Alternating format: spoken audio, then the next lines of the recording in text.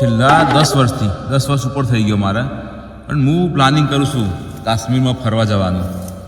અને ઘણા બધા ભાઈબંધો કાશ્મીરની અંદર ફરવા જ હોય, એટલે ફોટા મૂક્યો એટલે આપણને પણ એવી ઈચ્છા થાય કે આપણે પણ કાશ્મીરમાં જઈએ ફરવા.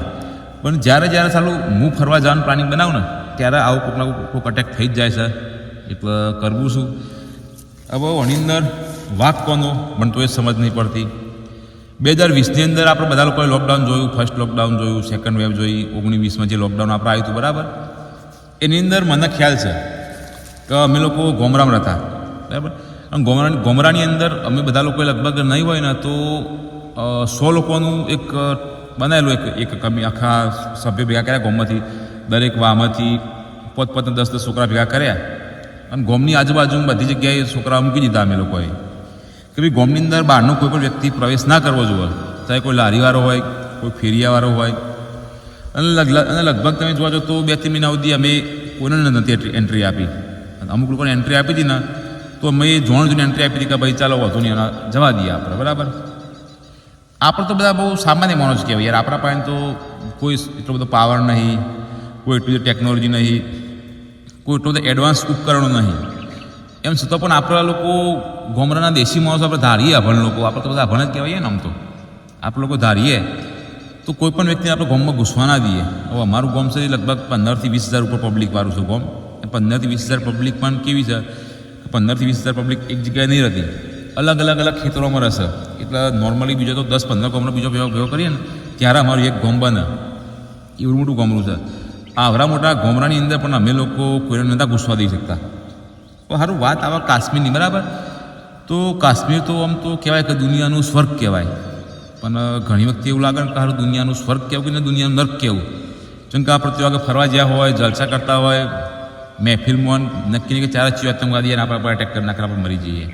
કાશ્મીરની અંદર કેટલા બધા ફોર્સીસ એક્ટિવ છે. ઇન્ડિયન આર્મી છે, રાષ્ટ્રીય રાઇફલ છે, CRPF કે જેને કહેવાય central reserve police force, BSF છે border security force, ITBP Indo Tibetan border police, પછી SOE special operation group, JNK police, NSG commando, national security guard, Indian air force. આટલી બધી ફોર્સીસ કાશ્મીરની અંદર એક્ટિવ હોય છે. આપણું ATS હોય છે. મોનું કે CCTV સર્વાયલન્સ બી બહુ બધા હશે. તો વિચારા જેવી વસ્તુ છે ખરું આ લોકો કઈ રીતે ઘૂસી જો નાતે એકદમ એટેક કરે. આપણા જેવા સામાન્ય ગરીબ માણસો તો યાર હેલ્મેટ વગર જોઈ તો આપણા લોકો પકડી પાડવામાં આવે છે. ઘણી વખતે પોલીસવાળા રોડ ઉપર ઊભા હોય ને તે આપણું લાઇસન્સ માગ્યું, ગાડી કોના નામે છે, ચોથી આવ્યા છો, શું કરો છો. આપણી તો એટલી પૂછતાછ થાય છે. એક સામાન્ય પોલીસ આપણે એટલી પૂછતાછ કરે. આજકાલ તમે જુઓ કે વચ્ચે એક મેં કિસ્સો સાંભળ્યો હતો કે કોઈક રિક્ષાવાળાએ કોઈક લેડીઝનું મર્ડર કરી નાખ્યું હતું. મહેસાણા LCB વાળા હતા, મહેસાણા પોલીસ હતી બધી. એ લોકોની કામગીરી એટલી જોરદાર હતી ને કે આ લોકોએ 2 દિવસની અંદર પેલા ભાઈ પકડી પાડ્યો. એટલા બધા એડવાન્સ આપણે મહેસાણાના પોલીસવાળા. તો આપણે મહેસાણા પોલીસની તમે વાત કરો તો ATS વાળા પણ આ બધા લોકો પણ જેટલી ટેકનોલોજી છે અને જે રિસોર્સિસ છે, જેટલા એક્સેસ છે, ગવર્મેન્ટને એક્સેસ, મલ્ટિપલ વસ્તુના સોર્સિસને એક્સેસ છે, એટલું આપણે LCB પાડ ના હોય. પણ જો આપણી પોલીસ ધારે તો એક દિવસમાં લોકો પકડી પાડે છે. હવે વાત કરીએ કે કાશ્મીર દુનિયાનું સ્વર્ગ કહેવામાં આવે બરાબર. તો આગળ બહારથી બહુ બધા ટુરિસ્ટ આવતા હોય અને વારે ઘડી સારું આવા એટેક થયું હુમલા, આ કોઈ નવું નહીં.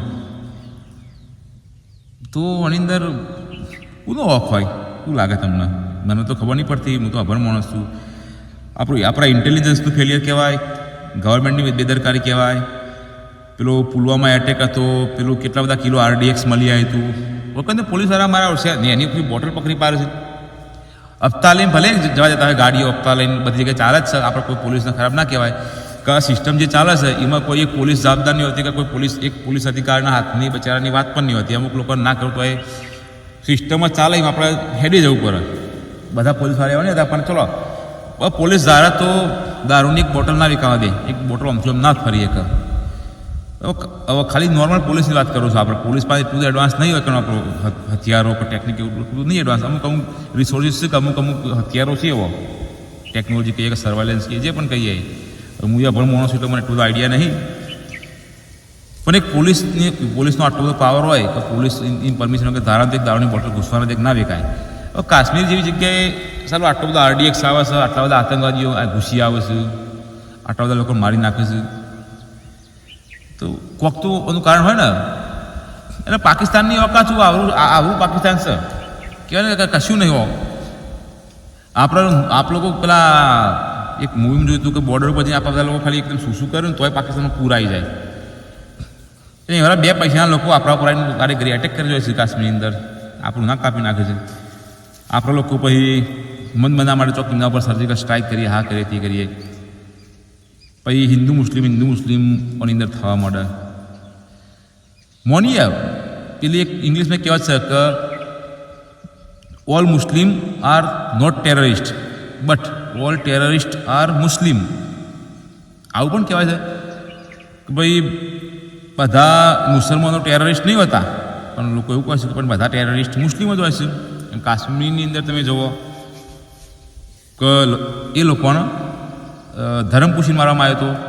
આપણે ભલે બધા લોકો આગળ ઠાકોર પટેલ ચૌધરી રબારી મું ચોંતું નેચું એવું બધું કરતા હોય, પણ તો આગળ નહોતું એવું કોઈને પૂછ્યું કે ભાઈ તમે કોણ છો એ બધું. ચલો સોરી. એવું ઘણા બધા સોશિયલ મીડિયામાં ઘણા બધા પાકિસ્તાનમાં બી આપણા બધા ભાઈબંધો હોય છે, એમના જોડે વાત પણ થાય. હવે એમને કહીએ ને કે આ બધું તમારે કોઈ ચાલે ખરું, એ તો એ લોકો એમ કહે કે હમણાં જ ખબર નહીં કે આ બધું શું ચાલે છે. એ એક આ દેશવાળા હું લડે છે અને બસ એક સામાન્ય માણસ બચારું કરે કે બે પોત પૈસા કમાવા માટે આમથી વલખો મારતો હોય, એને થોડુંક કોઈને આગળ લડવું હોય કે આવી માથાકૂટનું પરવાનું પેલી હોય. બધા મુસલમાન પણ નીકળવાની હતા, મારા પણ ઘણા બધા મુસલમાન ભાઈ બનો હોય છે. કોઈને કોઈ ઝઘડામાં કોઈને કોઈ રસ નહીં હોતો. બચ્ચા આજે એટલી બેકારી છે, એટલી મંદી છે, લોકો પૈસાની તંગીમાં જેટલા લોકો પીડાઈ રહ્યા છે. આવી બધી વસ્તુઓ પડવાનો લડવાનો કોને પણ ટાઈમ હોય છે. આજે મારો વિડીયો જેટલા પણ તમે લોકો જોવો, મેં તમારાથી ઘણા બધા લોકોના ભાઈબંધો મુસલમાનો છે, તો તમે જોઈ લે કે બધા મુસલમાન એવા ખરાબ જ હોય છે. અસી હારા ખરાબ દરેક ધર્મની અંદર લોકો હોય, એવું નહીં કહેતો. મોય આપણા સમાજના લોકો, આપણા ધર્મના લોકો મોય અંદર નહીં લડતા, એકબીજાને મર્ડર કરી નાખતા. ખરાબ તત્વો દરેક જગ્યાએ હોય, પણ અમુક લોકોના લીધે હે ને આખું આખું ધર્મ લજવાય એવું કહી શકાય.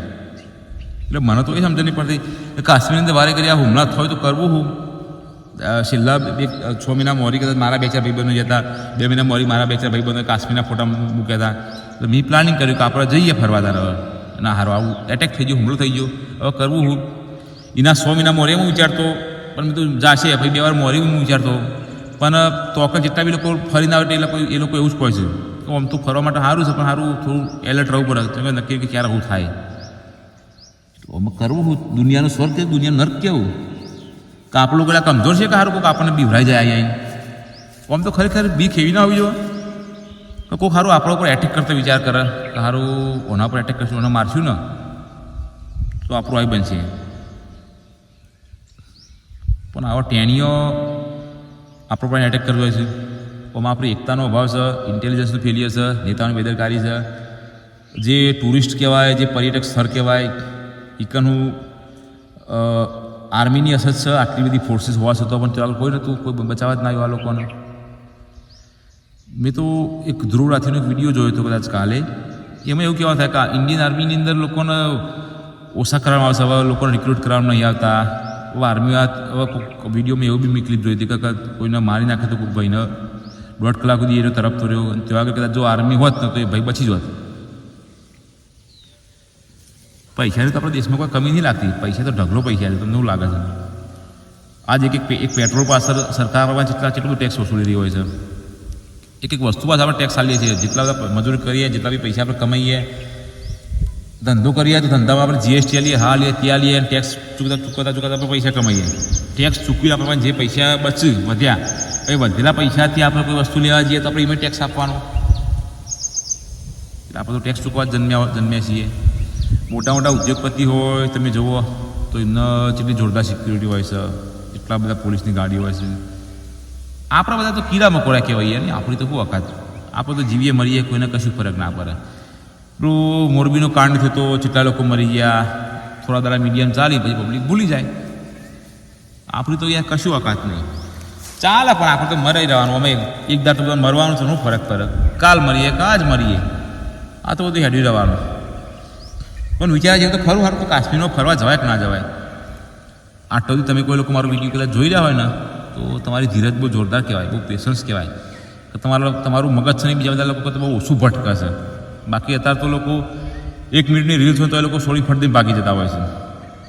એટલું માઇન્ડ આપણું ડિસ્ટર્બ હોય છે કે આમ શર્ટ સ્ક્રોલ કરવા જવા. અને 10 મિનિટ સુધી તમે એક જ વસ્તુ ઉપર ફોકસ કરીને એક આખો વિડીયો જોઈ હતા ને તો ધન્ય છે તમારી એકાગ્રતાને, કે તમે કોઈ પણ વસ્તુની અંદર બહુ કોન્સન્ટ્રેટ થઈને ફોકસ કરીને કોઈ પણ વસ્તુ વિશે તમે સમજી શકો. આટલું બધું જોઈએ તમે એ વસ્તુ કહો તારું કાશ્મીરમાં ફરવા જવાય કે ના જવાય? મારા મગજને વિચાર આવ્યો તો જવાય કે ના જવાય કહેજો. ને આ બધી વસ્તુ થવાનું પાછળનું કારણ શું છે તમે એ પણ કોમેન્ટમાં જણાવજો. હું તો અભણ માણસ એટલે મને તો બહુ ખબર નહીં પડતી કે આ બધી વસ્તુ પાસે કારણ હશે.